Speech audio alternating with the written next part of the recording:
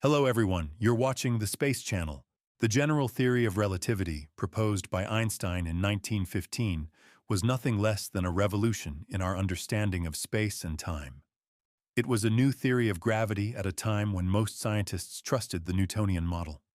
As with all new theories in science, general relativity was greeted with skepticism by the scientific community, so Einstein's theory had to be tested carefully by comparing its predictions with experimental results. In this video, we will examine the observable effects that demonstrate the correctness of the general theory of relativity. So let's figure this out together. Briefly about general relativity.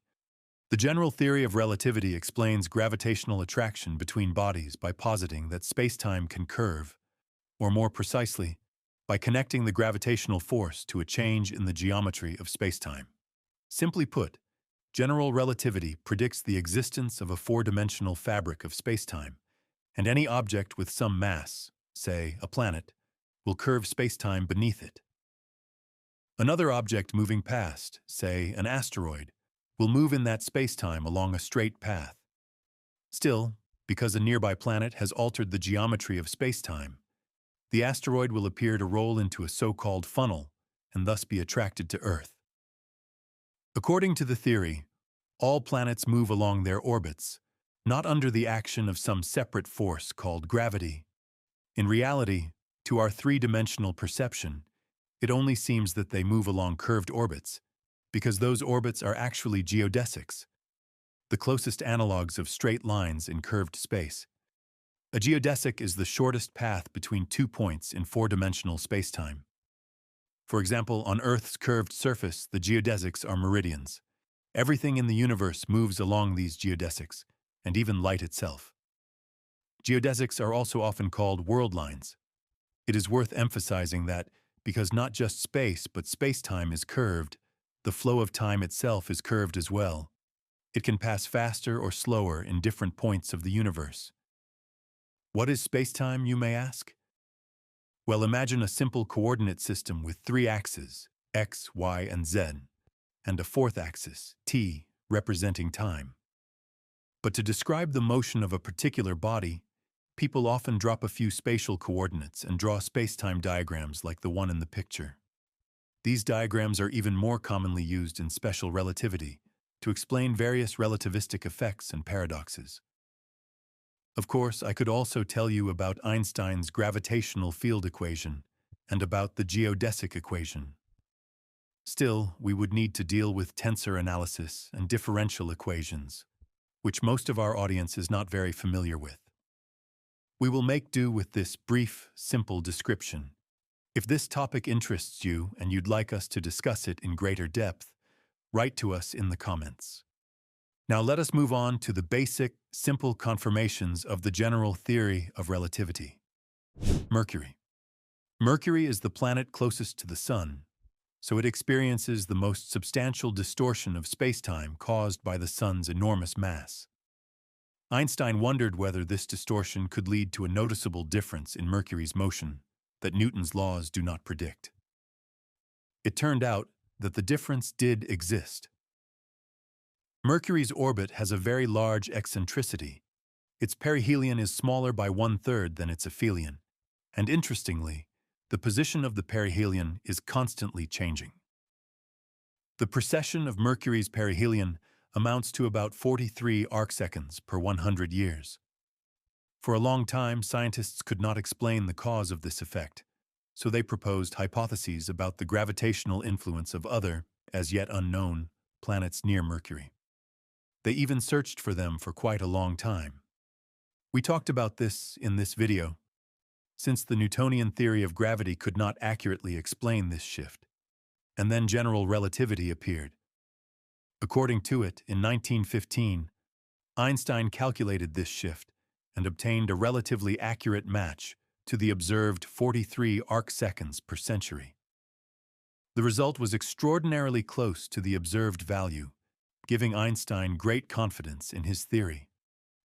Later, the relativistic perihelion shift was also observed in the orbits of several asteroids that approached the Sun, and now we can detect it even for other planets, which was impossible with the technology level of 1915. Light bending. According to the general theory of relativity, light will also move along a geodesic, and accordingly, in curved spacetime around massive objects, its direction of motion will change.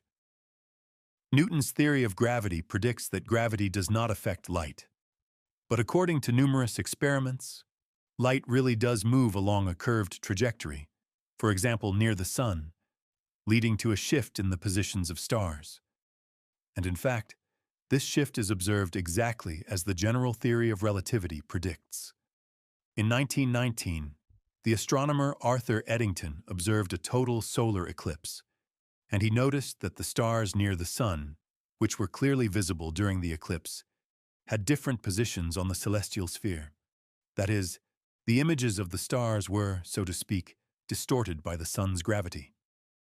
Thus, the light from distant stars or galaxies can also be bent around a massive body in front of them. For example, as shown in this photo, a galaxy closer to us will act as a gravitational lens, bending light and creating multiple images of the objects behind it. This object is called the Einstein Cross, time dilation. You may remember from school that special relativity predicts that, in different reference frames, time can flow differently depending on how an object is moving and relative to what. From the Lorentz transformations follows an interesting effect known as time dilation. You may have already heard about the twin paradox and so on.